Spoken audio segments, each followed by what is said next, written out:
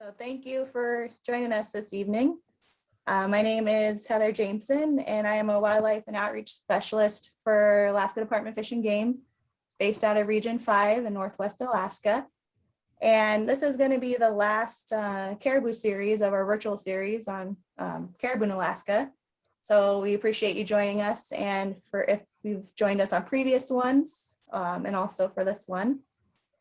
For the presentation, our mics are set to mute and Alex will be in presenter mode. But if something comes up or question comes up, please feel free to put in the chat box. And then after the presentation, we'll open up the mics and the chat box for questions for Alex. Our speaker tonight is wildlife biologist Alex Hansen. And Alex is based out of the Kotzebue office and has the unique opportunity to work almost exclusively with the Western Arc herd, which is one of the largest caribou herds in the state of Alaska. Alex previously worked with the Utah Division of Wildlife Resources, but has been working with the Alaska Department of Fish and Game for a little over 4 years now. So he has a lot of neat on the ground experience and current studies that are going on, and he is looking forward to sharing those with you tonight. So please join me in welcoming Alex for the presentation on the Western Arc herd. Yeah, thanks, Heather. Welcome all. I'm glad to see so many people turning out from different parts of the state and the country as well. So it's kind of my pleasure here to talk a little bit about the Western Arctic herd. We're going to give kind of a brief overview, a little bit about the history, about some of the biology. Some of these topics were covered in depth in other presentations. For instance, the disease by Kimberly Beckman, and also the census that was done by Tom Seaton and Nate as well. So if you have more interest in those, you can take a look on our YouTube page or YouTube channel and look those up. So first off, I just wanted to get started with kind of an earlier understanding of caribou herds within Alaska. This is an older map that identified some of the main herds in 1968 roughly, and work that led up to this time period. So during this time period, they identified 11 main herds. Certainly they recognized that there were other herds as well. Some advancements in technologies to be able to understand better what was going on out there, and be able to understand what these animals were doing across the state in such vast landscape with very little road access. So collars kind of came along, and they really allowed us to, or those early researchers, to understand what was going on within the herds of Alaska. And at that point, they were able to delineate the herds. And one of the kind of the key components to that was being able to understand that calving grounds were, fairly specific to individual herds. So for instance, on the previous slide, we can see here on the north, this item 2 and 11, identified as the Arctic herd and the porcupine herd. Later on in this this depiction of caribou herds within the state become 4 separate herds. And so previously this Arctic herd, which took in the Western Arctic and the Teshikpuk, potentially some of the Central Arctic, and then the porcupine and Central Arctic and Teshikpuk and Western Arctic were all kind of defined. So our understanding began to grow as we advance with our technology. So those technologies are very important because, as you can see here, just the Western Arctic herd takes up nearly a quarter of the state, not quite, but it's roughly the size of California. So it's a huge area, and being able to see what's going on within the range of that herd is very challenging. As I mentioned, there's no roads, and everything would have to be done via aircraft. So without the ability to locate those animals using radio collars and eventually satellite collars, researchers were pretty challenged. So as I mentioned, as we start to look at calving grounds, the early researchers were looking at calving grounds and delineating herds. They were able to understand that, each year during the calving period, the maternal cows would attend the calving ground. So this is a depiction of the Western Arctic herd. And this is from a paper that a colleague of ours, Matt Cameron from the Park Service, put together. And he looked at calving ground overlap over a period of 8 years. So you can see there's quite a bit of overlap, kind of here in the center in this dark red spot. And there's also a fair degree of variation every year. So annual variation is normal, but they tend to use, kind of this core area every year. So this area, which is fairly well defined and quite small, by Northwest Arctic standards, is still quite large, and just really takes up a large area of the state. So, even within this calving area, it's still a great big area, and having those collars out on the ground helps us to understand, specific locales for calving events, and as we do surveys up there. So annual variation, occurs in lots of places, and to a greater extent occurs outside the calving areas. The calving area has very high fidelity. So if we look at other seasons, we see even greater variation. So this map here, which looks at the time period between 2012 and 2017, utilizes satellite collar locations for that time period and depicts, where the majority of the caribou were during that time period. So for instance, here we have calving ground in red. The green is our summer range. The blue is our winter range. And then these migration corridors. So the lighter one being migration pathways that were used, and the darker ones being, the greater concentration of migration for those corridors.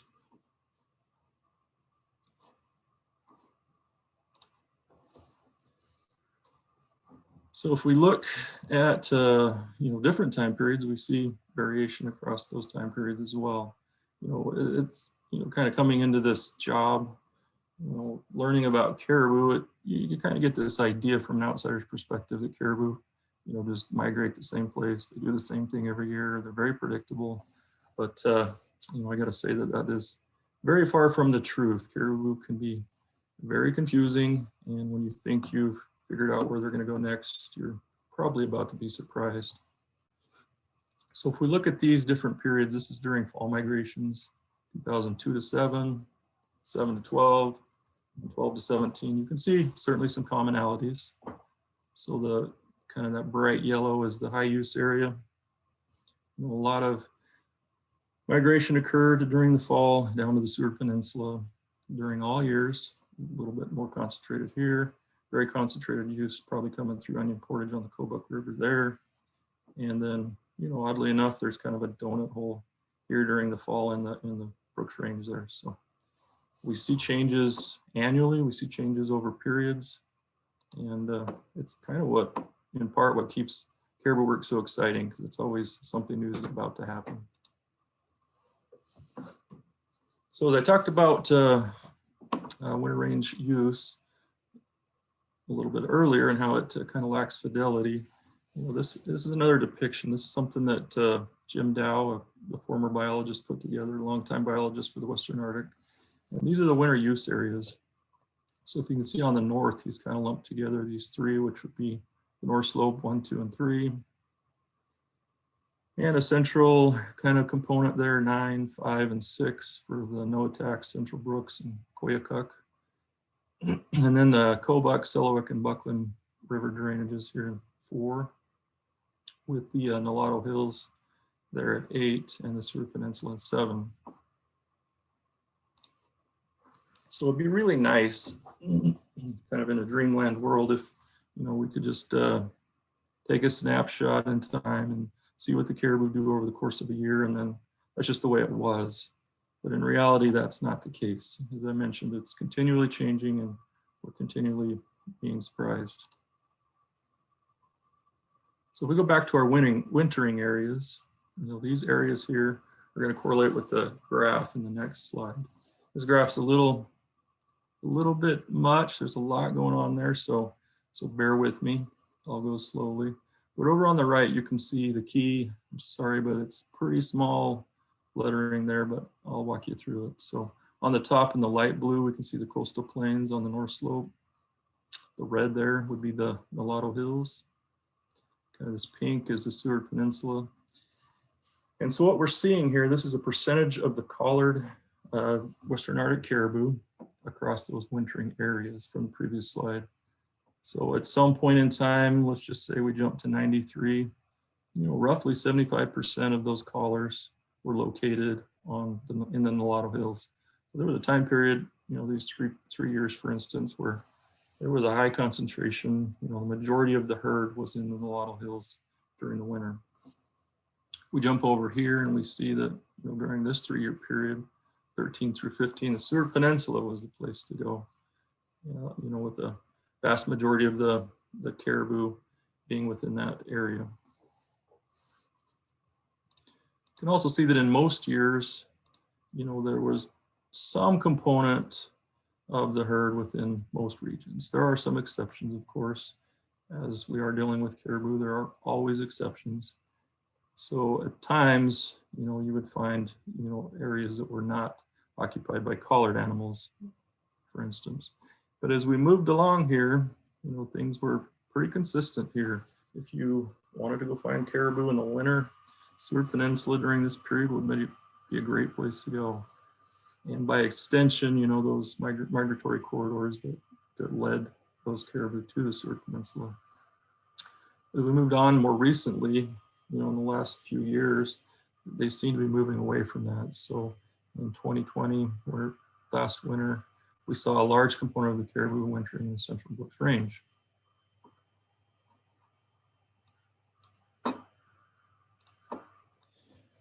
Now back to this just previous winter that just happened, we saw, even stranger movements. So kind of in this area here, we saw only 8 to 9% of our collars that came down to the southern portion of the range. The vast majority of the caribou this winter stayed up in the Central Brooks Range. There was a fair number up by Wainwright on the northwest coast and kind of smattered them out through the mountains. So one probable explanation for this is the caribou winter food source, which is largely made up of lichen. With intensive use, let's just say that there were a couple 100,000 caribou down here in the Nulato Hills, or perhaps on the Seward Peninsula for a number of years. Eventually, they're going to, they could potentially deplete that resource. And if you know anything about lichen, it takes a number of years, up to decades, to recover after intensive grazing. So that's one possible explanation for those movements. Another thing to consider when we think about range usage is population size.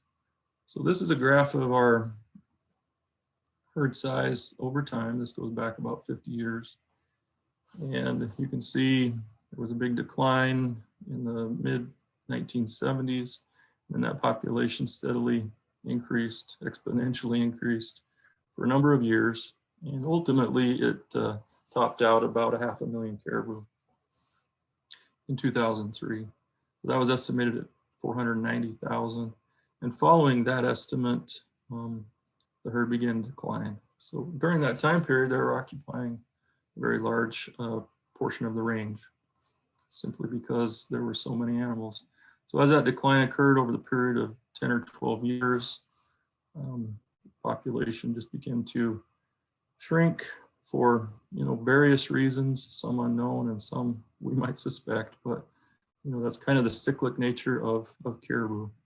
They go up and they go down, and potentially they eat themselves out of house and home in certain areas, and they move on and move forward. So they bottomed out here in 2016 at 201,000 was our estimate then. So from that point, they rebounded slightly to 259 and 17. We were unsuccessful weren't able to shoot a census in 2018. And then we got one at 244,000 in 2019. We didn't shoot a census last summer. We took a break as per our management prescriptions, is to try to shoot a census every other year when we're kind of in this population range.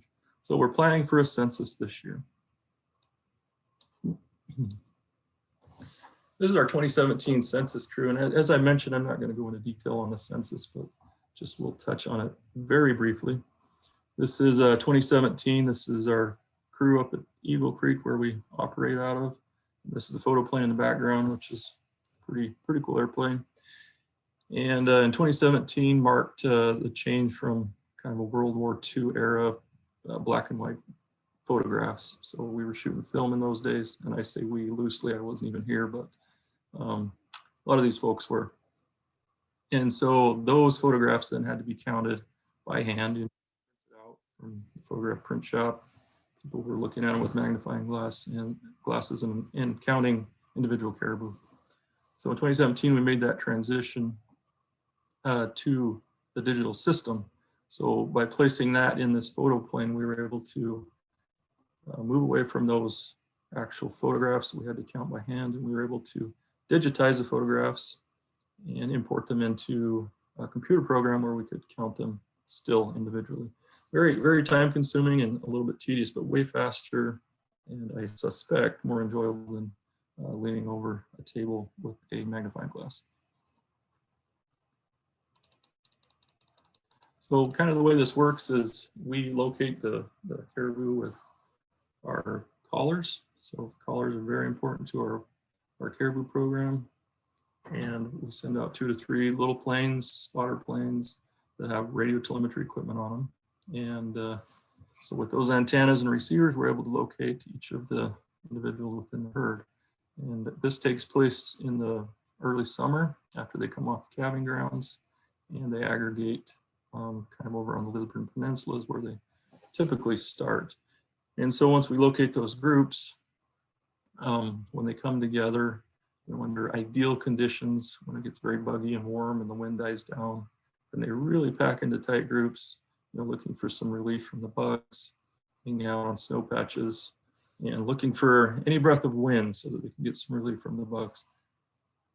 Then we get those groups all sorted out and found, and we send the information to the photo plane that then comes in and photographs each individual group.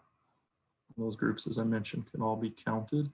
And then we put that together and come up with an estimate for the year. And some other things that we're looking at, as I mentioned, we don't count every year. We're also interested in seeing what might be going on behind the scenes. So we look at recruitment. And so this is kind of an estimate of the number of individual calves, or we call them short yearlings, that come in each spring. So we'll be out looking at the component of calves to adults. And so we count that in the spring. And then we also monitor survival to the best of our ability through our collaring program. So when the collars die, we're able to detect that mortality, then we investigate.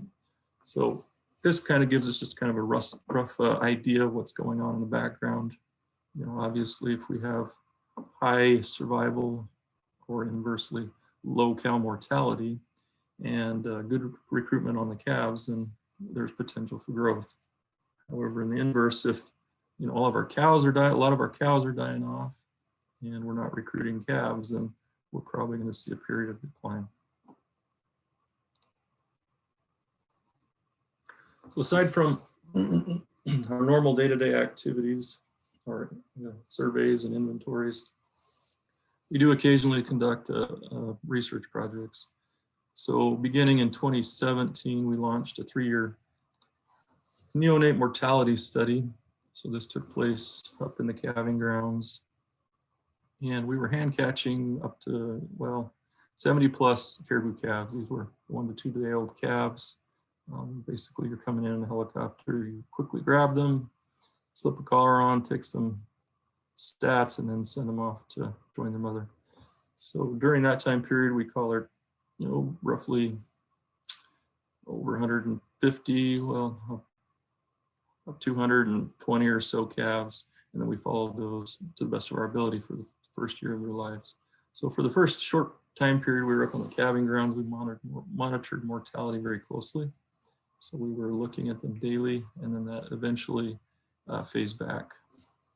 And then when we had the opportunity, we would go down, we would look at the carcass, and we would, to the best of our ability, try to determine what the cause was.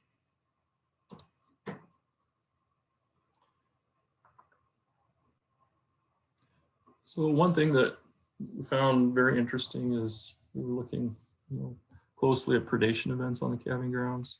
And when we went in 2017, we saw fairly high predation from brown bears on the calving grounds.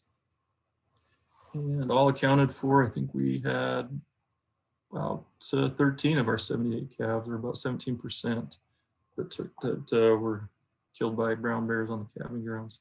As we moved on to 2018, we only lost one calf to a bear. Well, that was 1 out of 76. And then in 2019, we had no bear predation at all. It was a little bit surprising to see that big switch, and kind of what we were able to tease out of that, still looking into some of this, is that in the first year in 2017, we were working a little bit further to the south.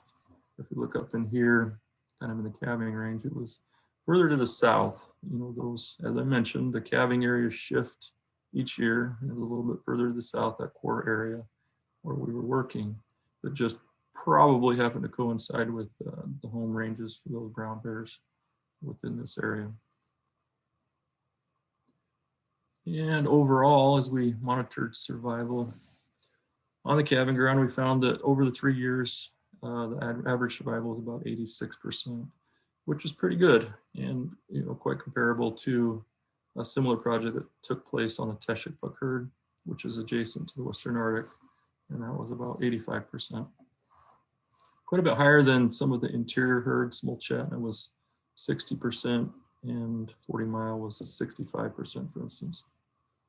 Now, annual survival, obviously, we're going to lose a great number of calves over the course of a year. The annual survival averaged at 37%, which by comparison to the Teshik buck was about 28%, and 40 Mile at 43%. So overall, we found that calving grounds seem to be a very important place for these calves, and a relatively safe haven for calving to take place. So obviously very important for this herd, that area.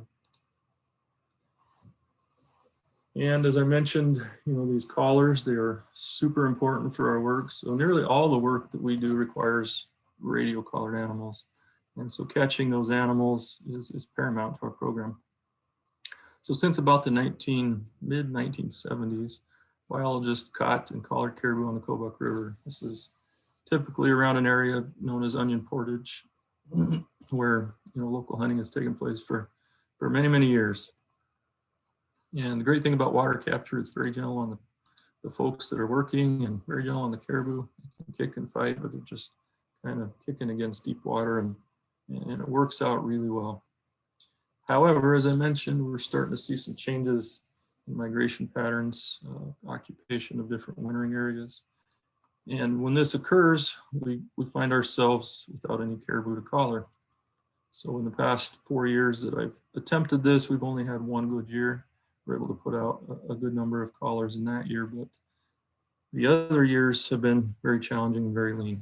So ultimately, we've kind of had to move away from that and abandon it for the moment. We can still capitalize it on the future if the caribou decide to cooperate later on. So now we've moved on to helicopter-based captures.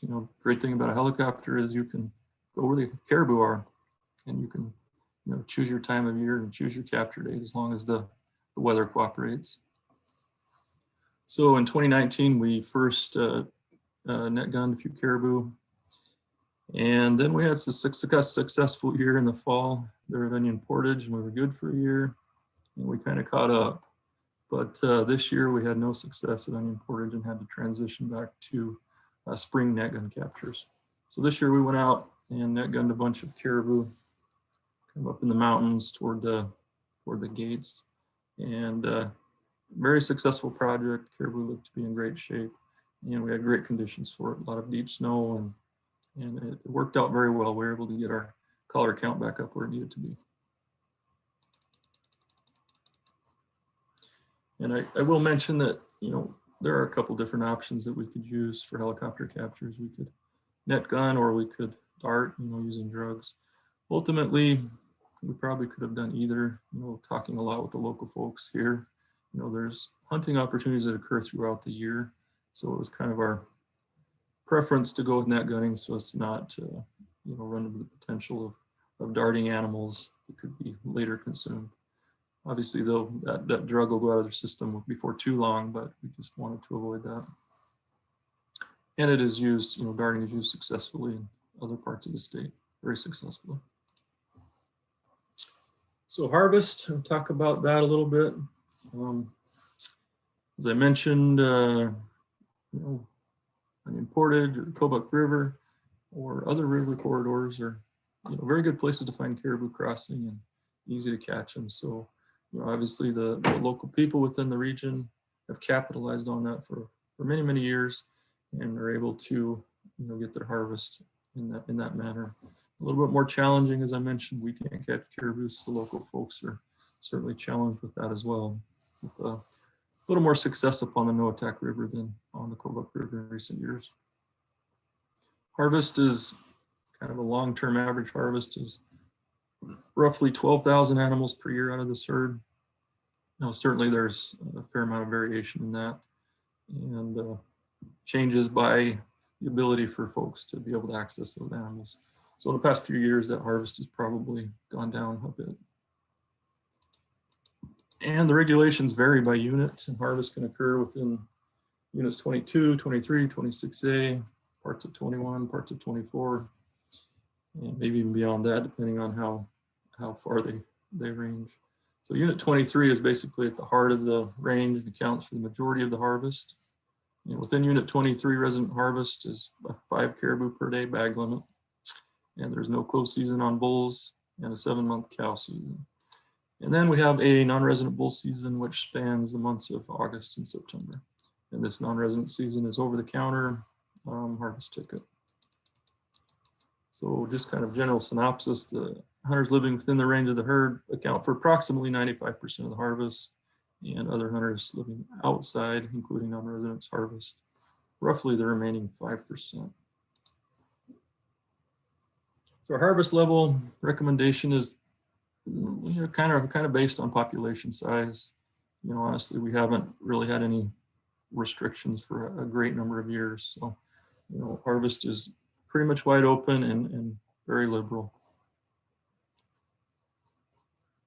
And, basically this kind of gives a management prescription that harvest levels, we, as I mentioned, we're around 12%, which falls within this range. If we got to the position where, we're above 200,000 in a growing herd or kind of a similar situation in a population of 265 plus, then, additional harvest could be allowed. However, we just haven't really seen the demand. It's been fairly stable harvest over last few decades. So overall, the Western Arctic herd appears to be in relatively stable and healthy condition. We've come out of a long period of decline and started to see some rebound. We kind of seeing some mixed signals. We saw high adult cow mortality for a couple of years and lower recruitment, but that seems to be stabilizing. And I guess we're excited to see what the future holds for this herd. It's a pretty amazing resource for Alaska and for folks within the country and without the country as well. And I really enjoy this opportunity to share this with you and for the opportunity that I have to work with the Western Arctic herd. And with that, I will turn this back over to Heather and Mike, and we'll go from there. Okay, thank you, Alex. It's always a neat opportunity to have to speak with the biologist directly. And at this time, we'd like to open up the questions in the chat box. And Mike, do you have one available for Alex? And I could start. Yeah, I have one. I don't know how directly related it is to Alex, but I can speak to a little bit, or Alex, you can also. It is about from Jacob. He thinks a decent amount of people will be interested in hearing about the department's opinion on the U.S. Fish and Wildlife Service proposal to close the majority of the Western Arctic herd to non-federally designated subsistence hunters. So you want to take that, Alex? I can also put in some pieces of information in there. Yeah, Mike, go ahead and put your information in there. I guess I would say that I I wouldn't feel comfortable sharing my opinion, you know. Yeah. Been with the Well- department, made that clear at the hearing, but Yeah, it's pretty much the avenue I was going to take, not to weasel out of a question, but the department, quote unquote, the department, if there's an opinion, that would come from the higher leadership, and nobody here is going to give an opinion about that. But even more importantly, this is a resource allocation issue, and we do not have any say in that per se. The allocation issues are, you know, the Alaska Board of Game makes the decisions on all of those things. So they certainly have a lot of input on that. We may provide data on that, but we don't make any kinds of decisions like with allocation stuff. So that's Board of Game question, or if you want to talk to, send that to our divisional director or commissioner would be more appropriate to get an opinion on that, okay? Hopefully that answers your question.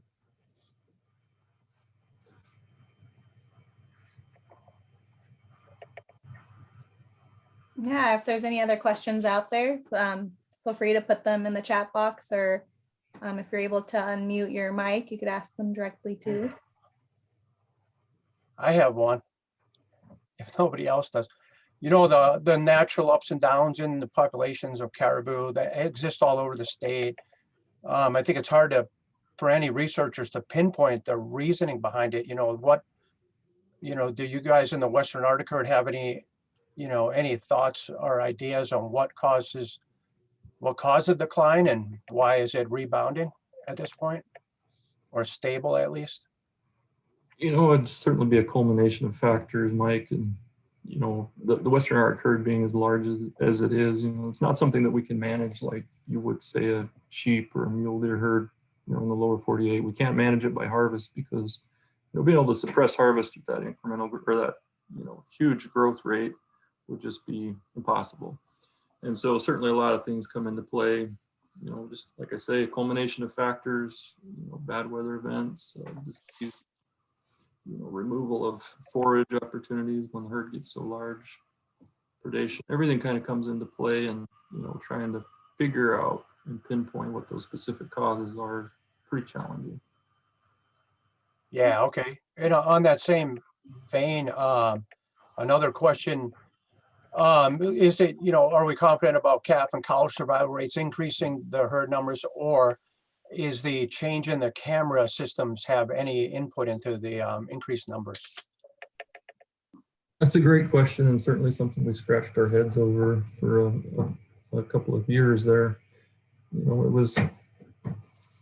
would be pretty tough to tackle that question and probably really assess it. We would have to shoot kind of back-to-back photo censuses with both technologies and then go through the process of counting all those and then trying to, you know, correlate that. However, so many factors could come into play that might skew the detail, or skew the data on that. So, you know, I guess what I could say is that we suspect that we're probably seeing more calves, getting better calf detection with this digital system, which certainly brings the numbers up to some degree, but we can't quantify what that number might be.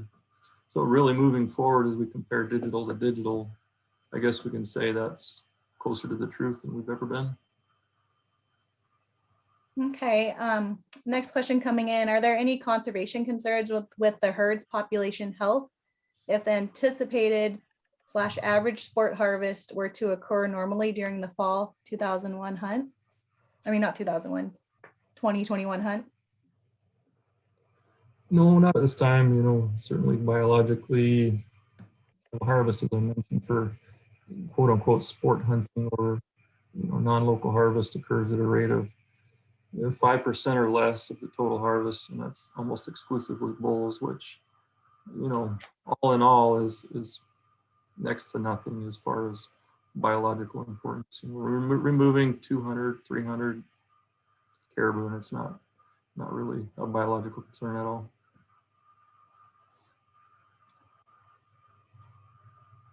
Okay, here's one. Doesn't specify which end of the migrations, but there have been anecdotal reports of later migration of the herd at large. Have there been any scientific observations about whether or not there has been any delayed migration in recent years and causes of that? I don't know if they mean to calving grounds, away from calving grounds. I guess I would say that the migration toward the calving ground is quite a bit more consistent. And really, we see the inconsistencies in the fall migration. So perhaps that's what they're speaking to. And I guess that's what I'll address. And I kind of talked about that throughout the presentation, that, variation in fall migrations, becoming later and less common, with fewer and fewer caribou moving south, crossing the Kobuk River, for instance, and moving into that southern portion of the range. What we've been seeing, talking to Jim Dow, in the past, he said for a number of years, those migrations have been getting later and later. It used to be that, they could go up kind of first part of September, and most of the local hunters would be done at onion portage as migration would come through. A great number of caribou have already moved south and then do their collaring at that time. But as time went on, those migrations got later and later, and fewer caribou came through. At this point, the caribou that came through and past the Kobuk River came across on the ice, so they weren't necessarily crossing on the river or swimming through the water, I guess. Crossed after freeze up. Okay, this next one is asking, can you give us an idea of how many acres of land it takes to keep a caribou in a healthy range of food? So like one horse can graze X amount of acres. What about caribou? And do you think that has a factor in where the herd is going and the migration of the herd? Yeah, I guess we could speak to specific points, but I certainly couldn't dial it down to what one individual caribou requires. One individual caribou, when they're really traveling and migrating a lot, they might make an annual migration of 1,500 miles or so in the Western Arctic herd. So huge range use. Other than, in the middle of the dead of winter, the caribou are always moving. So I can't really speak to what they need per se. Certainly they can survive in a relatively large or smaller area for the 5-6 months of winter with a good lichen source and decent snow cover that they can dig through to crater down to that source. But yeah, I guess we can't really quantify that, or I can't. Maybe somebody else could. But right, and it also, it's not even about, you can't even break it down to one caribou because they're not one caribou. no, And they're a herd, whether it's a small herd or a large herd, but they're never going to be individually able to get what they need individually. Because they're a herd animal, they have to act like a herd animal. yeah, and I think we see this quite commonly, doing spring surveys, or in the wintertime, we'll see, areas that have lesser, quality habitat, winter habitat, lichen cover. Those caribou groups are going to be quite a bit smaller, but areas with very abundant lichen and rich winter food source, you can have a couple 100,000 caribou kind of in that vicinity. But as the food source is depleted with consumption, or maybe it just isn't available where they are, they're going to be in smaller and smaller bunches typically. Let's see. So we're getting a lot of thank yous as people are signing off, but for your time. And next question we have is, how has the forage changed with global warming and the thaw of the permafrost issues? Global warming and climate change and all that, hard to quantify. We really don't know what impacts and effects it's having on caribou. We can look at pluses and minuses, potentially longer growing seasons with warmer, longer, growing periods. So that gives the caribou an opportunity to fatten up a little bit more and prepare for the winter. Kind of on the same token, that might give more opportunity for the parasites to harass them and decrease their fitness. Also with warmer falls and springs, traveling through breakup and stuff is challenging for caribou as well. So pluses and minuses, and not very well understood. That's kind of a huge question, and kind of drilling that down would be a very challenging task and probably take many years. Way beyond the scope of what I can do at this point. How about, do you have any information on the bull-cow ratio in the herd? So we have in the past, we've done fall comps, and the last one we did was 2017. I believe it was I'm scratching my head here, mid 50s, bulls to 100 cows. And we're due for another fall comp. So hopefully we can get that done in the coming year or two. Okay, we have one more question in the chat box, and we also have a hand raised. So I'll ask the question in the chat box, and we'll see the next one. So also, so issues with predation. I've been watching the herd for many years and have seen a number of grizzlies and wolves increasing in the field, which would have a big issue on these herds. I know you mentioned 2020, you didn't see a predation issue on collared calves, but it has to be an issue. So any notes or observations or thoughts? So yeah, just kind of put that into context, the collared calves. You know, when I was talking about that, I was talking specific to calving grounds. So, you know, after they left the calving ground, and you know, predation certainly occurred throughout the remainder of the year, and we document predation mortality on adults and calves as well on our collared individuals. So certainly, you know, there's a component. Obviously, those bears and wolves and eagles and whatnot has to eat. So, you know, they're out in the landscape and certainly take a portion of the caribou. You know, near as we can tell, it seems to be a healthy component. It doesn't seem to be necessarily driving a decline or anything at this point. Okay. Al, do you want to ask your question verbally? Oh, well, I had them in the chat room and they haven't been asked yet, so I raised my hand. I haven't seen anything from you in the chat room. Oh, I'm sorry. I probably didn't know how to do that correctly then. I Yeah, go ahead. apologize. No, go ahead. You're good on the audio. Go for it. Okay, good. So, you know, I'm Al Brett from Fairbanks, and I have to disclose that I am a member of the Board of Game, but I'm not representing any opinions or views of the Board of Game. But I'm deeply involved with Western Arctic caribou. One thing I've noticed over the years working with Western Arctic caribou, as the estimated population grows and declines, it's pretty consistent if you draw a line across it on the average that local residents of the area harvest 13,000 caribou, and that's pretty consistent over the last 20 years. So that's kind of a red flag for me, because other populations of caribou, as they decline and increase, we see the harvest rate kind of correspond with that from the hunters.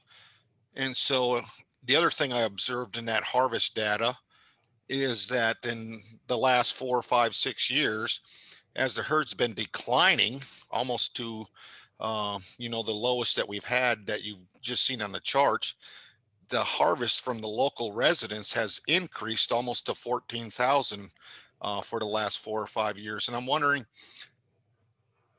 how do you address that as a department? How you doing, Al? Yeah, good question. I guess I would maybe back up just a little bit, and I would say that you know, we've, you know, monitoring the harvest. I guess let's just say the monitoring harvest, you know, locally is very challenging. You know, up until 2017, there really was no mandatory reporting requirements. So as you can tell, you know, as I mentioned, 5 caribou per day a resident can harvest, any resident of the state. So with kind of a harvest rate at that level, and then, you know, very remote villages and communities, being able to collect that information has been very challenging. So we launched that permit RC 907 in 2017. We got a similar permit kind of in the 20 area known RC 800. So we're starting to get some information in, trying to, you know, work with local folks to help them help the herd by reporting the harvest. And so I would say that, you know, that consistency in harvest is true, but it's a very long-term average type consistency. We cannot detect, you know, with the model that we use to estimate that harvest, we can't really detect any small-term changes. So in the past few years, I really suspect that our harvest has gone down because, you know, folks haven't been able to access the caribou like they have in the more recent past. And so with those changes, you know, looking at that model, and, you know, we're not able to tell for sure what the harvest is actually, what level it's actually at.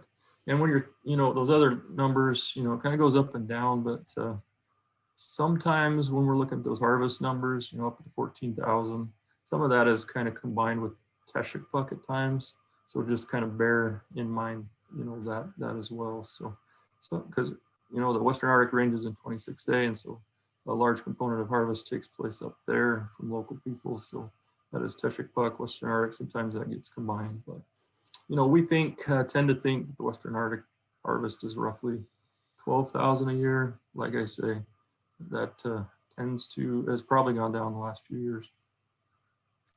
So if I could follow up on that, Alex, Yeah. so how do like the Federal Subsistence Board and the Board of Game try to allocate with inaccurate harvest data? You know, when you're talking about that harvest is quite a bit lower, I mean, that deals with allocation on either board. How do boards like that supposed to react to information that you're giving us? Yeah, good question. Let me run a number here. So we're just kind of operating off of the idea of sustained yield and harvestable surplus. So, you know, if we look at the last count, the 2019 census, we had 244,000 caribou. We kind of have looked at, you know, a rough harvest estimate of about 6% of the population. This is bulls and cows combined. So that gives us a total available harvest of 14,640. So just over 14,000 animals that are available for harvest.